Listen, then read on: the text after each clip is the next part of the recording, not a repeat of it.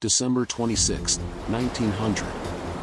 A relief ship, the Hesperus, cuts through the freezing mist of the North Atlantic.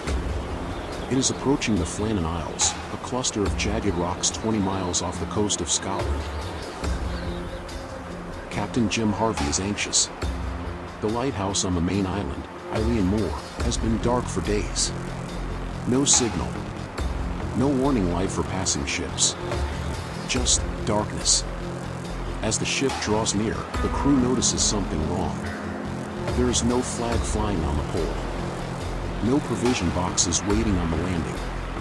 And most chilling of all, no one comes out to greet them. 3 experienced keepers were stationed on that rock. But when help finally arrived, they found a scene that has baffled detectives, historians, and skeptics for over a century. 3 men. 1 locked island. 0 survivors. The relief keeper, Joseph Moore, was the first to step ashore. He knew these men. He knew the routine. The silence on the island was deafening.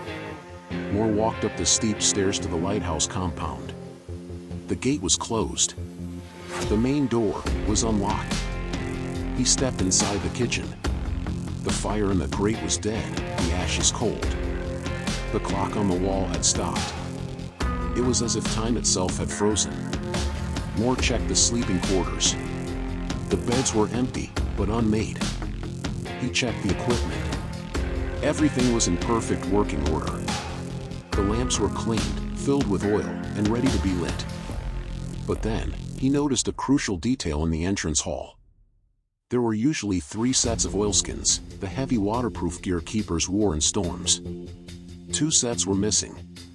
But the 3rd set, belonging to Donald MacArthur, was still hanging on its peg. This sent a shiver down Moore's spine. It meant that whatever happened, one of the men had rushed out into the freezing Atlantic winter without his protective gear.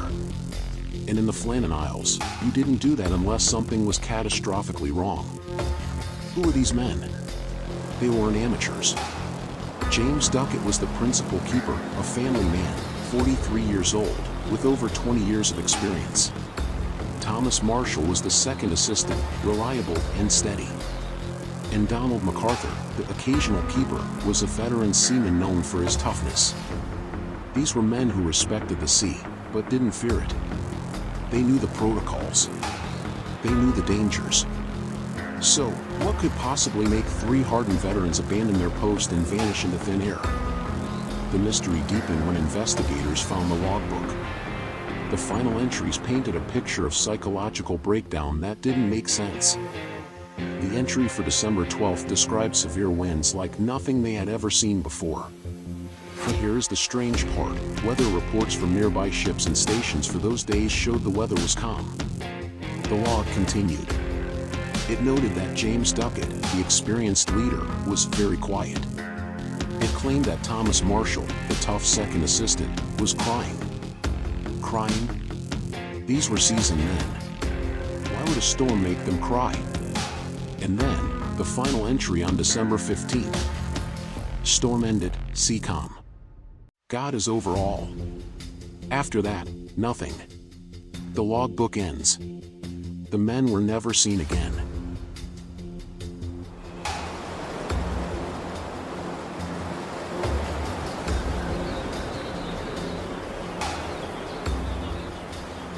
When the logbook ended, the investigation began. Robert Muirhead, the superintendent who had recruited the men, arrived to inspect the island. What he found at the West Landing changed everything. The investigation. The West Landing is a concrete platform 110 feet above sea level. It should have been safe. But Muirhead found total devastation. Iron railings were bent over like twisted wire. A supply box, securely strapped down in a crevice 110 feet up, had been ripped away completely.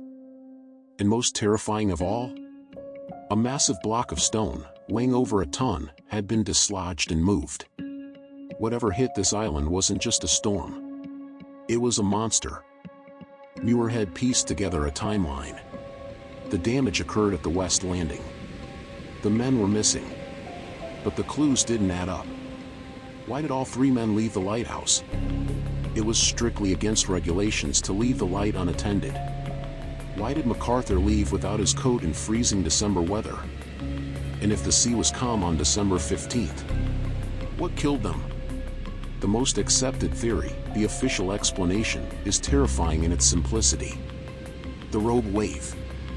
In 1900, rogue waves were considered myths by scientists, tall tales told by drunk sailors.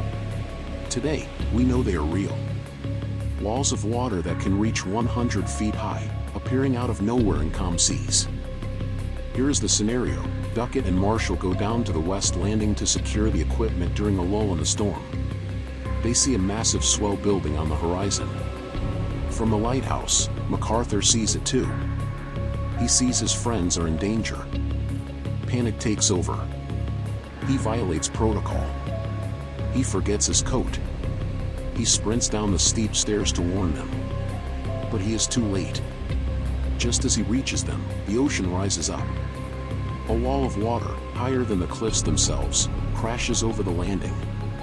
In a single, violent second, all three men are swept into the freezing Atlantic. No screams. No chance. Gone. It explains the missing box. It explains the bent iron. It explains the coat. But it doesn't explain the logbook. Theory number 2, madness and mutiny. Remember the logbook entries? James Ducat very quiet. Thomas Marshall crying. Skeptics argue that these entries prove the men were unraveling long before they disappeared. Isolation psychosis is real. It's the same cabin fever that inspired The Shining. Some historians suggest a darker theory. Tensions were high. Confinement was tight. Did an argument turn violent? Did one man snap, kill the others, and then throw himself into the sea in a fit of remorse? This theory explains the eerie atmosphere Joseph Moore walked into. The unmade beds. The stopped clock. It paints a picture not of a natural disaster, but of a human tragedy. However, there was no blood. No sign of a struggle. The kitchen was tidy. If this was a crime scene, it was scrubbed clean. Theory number 3, the phantom logbook.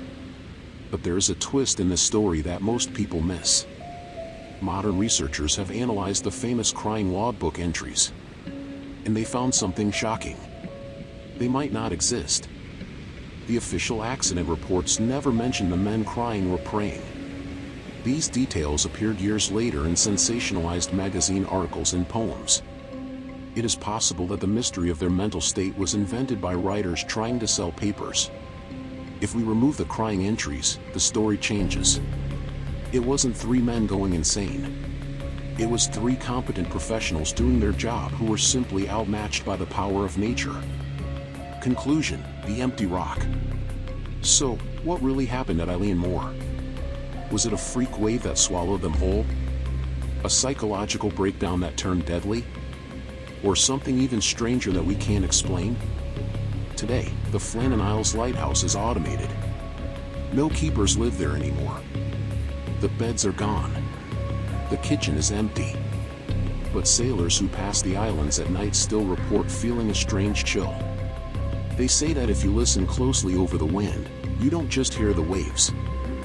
You hear the silence of 3 men who stepped out for a breath of air and never came back. What do you think happened to the keepers of Flannan Isles? Was it the sea, or something sinister? Let me know your theory in the comments below. If you enjoyed this mystery, check out this video on the screen right now about the ship found floating with its crew missing. I'm Cyber-Theo. Keep asking questions.